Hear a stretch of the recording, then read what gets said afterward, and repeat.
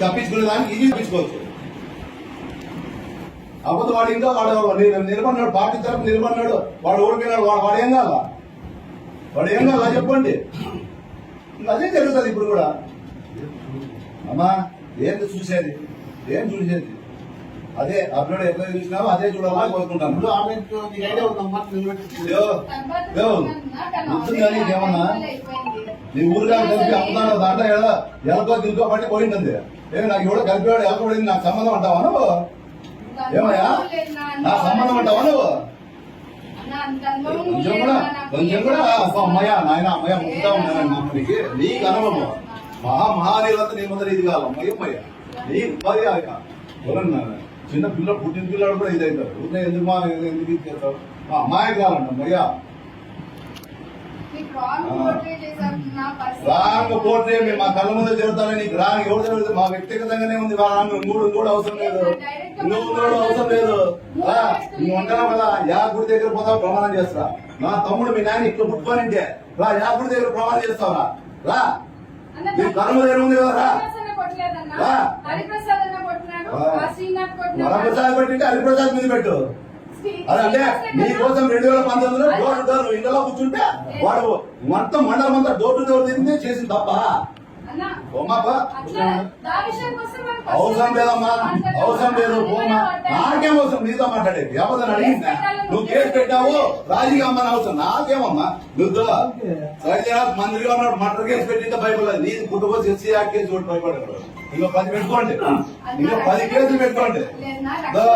అందరూ భయపడితే సైజనాథ్ ఉన్నప్పుడు మర్డర్ కేసు ఒకటి, ఇంకో కేసు ఒకటి, ఇంకో ఒక 10 కేసులు 4 కోట్లు కొడితే ఎదురు నిలబడి వాడు నా మనలో స్థానం లేకుండా చేసి పంపించిన ఎంపీపీకి జెడ్పీటీసీ గెలుచుకోవాలంటే అట్లా వాళ్ళతో బాగున్నారంట. 10 సంవత్సరం మంత్రిగా ఉండి ఎమ్మెల్యేతో నాకు నీ కేసు నీ కేసు నాకేమి ఇంకో 10 పెట్టుకో, ఇంకో 10 పెట్టుకో కేసు. ఇప్పుడు చెప్తాను ఇంకో 10 పెట్టుకో. ఇట్లాంటి చూస్తూ సారా ఇంట్లో కేసులో ఆడపిల్లని నిస్సాయ స్థితిలో ఉండి పోలీస్ ప్రొటెక్షన్ తీసుకోవాల్సింది. ఇప్పుడు కూడా మళ్ళీ మేము నిస్సాయ స్థితిలో ఉంటాం. తీసేమని అడిగినాడు నిన్ను, తీసేమని అడిగినాడు తీసేమని అడిగినాడు నిన్ను, తీసేమని అడిగాడు. ఇది కాదు మర్డర్ కేసు పెట్టి పోరాడతా, కాదు మర్డర్ కేసు పెట్టి పోరాడతా. నువ్వు పెట్టేది ఎవరు? అది కాదు నేను ఊరు తరిగేదంటే డోర్ టు డోర్ నిలబడితే డోర్ పైపై తిరిగితే వాడు డోర్ టు డోర్ 33 ఊర్లు ఉంటే 33 ఊరు డోర్ టు డోర్ తిరిగినాడు. చూడమ్మా నేను చెప్తాను ఇప్పుడు కూడా ఒకటి, నేను ఇప్పుడు కూడా చెప్తాను. నువ్వు నాన్నకంటే కొట్టిన పేరు మీద పెట్టు. పాపం నువ్వు వచ్చి ఎవరో నడుపుతా అంటే పాపం ఉంటారు. ఇప్పుడు నీ వయసుకి నేను బయటకు వచ్చి నడుపుతా అయ్యమ్మా ఊటే అవుతామ్మా అవన్నీ అయిపోయింది. నువ్వు కేసు పెట్టావు మేము పోరాడతాము. దాని గురించి మాట్లాడాల్సిన అవసరం లేదు. ఇప్పుడు కూడా అదే ఉంటది నీకు. నువ్వు ఒక ఆడపాపవి, మా మాతో నీకు అభద్రత బాగుంటది. వద్దు ఎవరితో నీకు భద్రత బాగుంటుందో ఒకరితో చేసుకోపో, ఎవరితో చేసుకోపో అనవసరం. నీకు అభద్రత బాగుంది కదా శ్రీనివాస్ రెడ్డి మీద కేసు పెట్టిండేది. నేను అడుగుతా ఇప్పుడు వీళ్ళకి, నేను కూడా కడుపు అన్నం తింటా చెప్పేది కడుపు అన్నమే తినేది, నేను వేరేదేం తినను. కాబట్టి జనంలో పోతే నేను ఓటు అడిగితే సిగ్గు లేదని నా కొడుకు నీ తమ్ముని కేసు పెడతాను. నీకు కొంచెం జ్ఞానం ఉందేనా? నువ్వు మళ్ళీ ఓటు అడిగి వచ్చేవాడు. నాకు అవసరం లేదు, నేను చేయను. నేను కూడా మనిషినే. ఆ రక్తం పట్టుకుని తమ్ముడి మీద కేసు పెడితే నీకోసం నాకేం అవసరం? ఇందులో తిరిగి ఓటేమని అడిగే నాకేం అవసరం? నాకేం అవసరమా చెప్పు సమాధానమా? నీ తమ్ముడి మీద కేసు పెడితే నువ్వు ఉంటావా? నువ్వు చేస్తావా? ఉంది ఇచ్చిపెట్టే కేసు ఉంది. మళ్ళా పోలీసులు ఏమని చెప్తే కూడా అన్ని వద్దు. ఆ టాపిక్ నాకు అవసరం లేదా?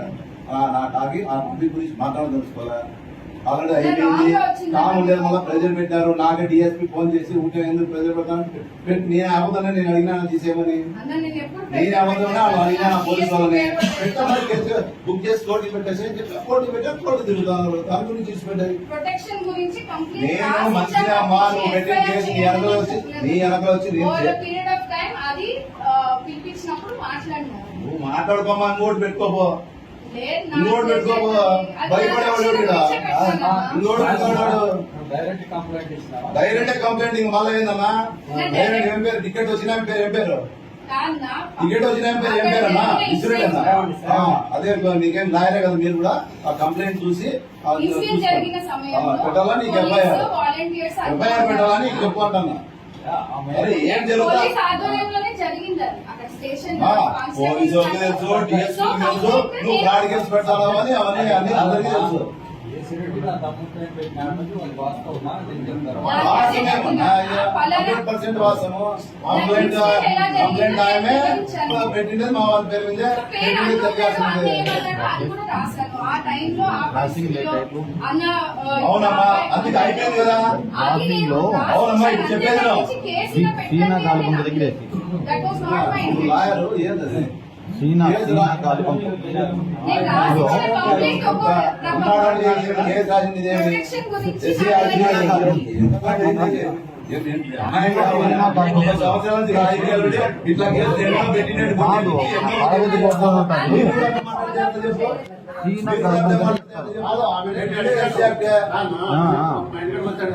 ఇప్పుడు బ్రాండ్ షాప్ ఆపోజిట్ లో బ్రాండ్ షాప్ ఆపోజిట్ ఇప్పుడు ఆడ ఎవరు అడిగినా చెప్తారు. వేరే వాళ్ళు అడుగుతారండి. నాకు నేను నా ఒక నీతో మెంటాలిటీ ఉంటుంది, ఇంకోటో మెంటాలిటీ ఉంటుంది, ఇంకోటి నా మెంటాలిటీ నేను అట్లా నాకేం అవసరం, ఏం అవసరం ఉందని చేయాలా చెప్పు. నీకు అప్పుడు ఏం పెట్టినావు? నా పేరు కొడుకు, నా తమ్ముని పేరు పెట్టి ఇది చేసినారు. నేను ఏమని నీకు నేను చేయాలా? ఏం అవసరం ఉందని నాకు చెప్పదు. నేను పని చేసే ప్రసక్తి లేదు. నేను ముందు ఒకటి వెనకొకటి చెప్పను. ఇంకోటి నీ ఊరు ఏదో వచ్చినా ఊరుకుంటాను. నా శక్తి మేరకు ఓడగొట్టే ప్రయత్నం చేస్తా. అది వెళ్ళిపోవడం పైన రాసి పెట్టింటాడు. మన చేతుల్లో లేదు కదా. నా ప్రయత్నం చేస్తాను, మీ ప్రయత్నం చేస్తాను. అల్టిమేట్ గా ఒకటే జరిగేది. అది నీకన్నా మంచి జరగచ్చు, నాకన్నా చెడ్డ జరగచ్చు.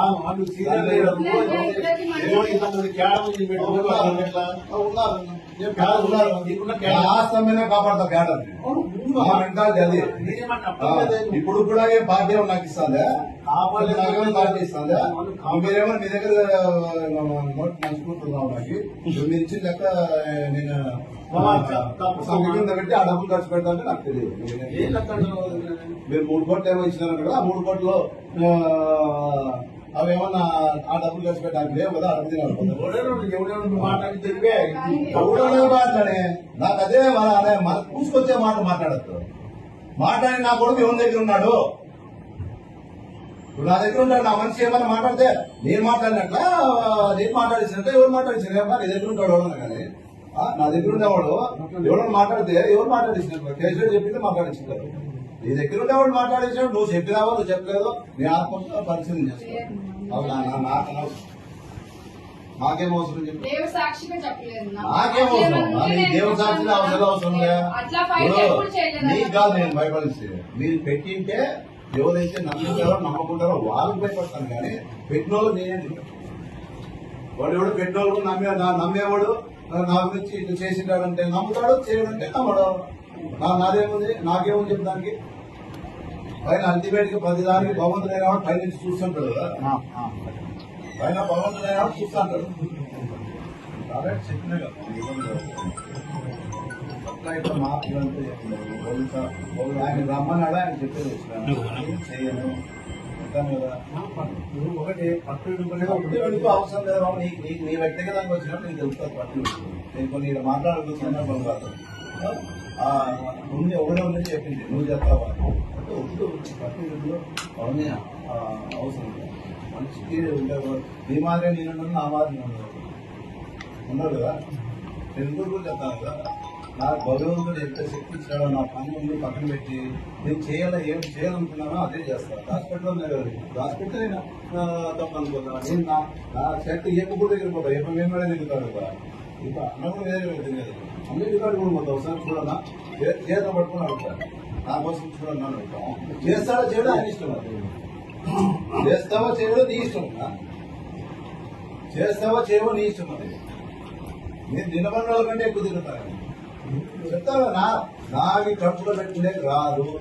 చెప్తాను కదా, నేను ఏం చేయబోతానో చేసేది అదే చెప్తాను కదా. ఈ రెండు అన్ని పనులన్నీ పక్కన పెడతాను.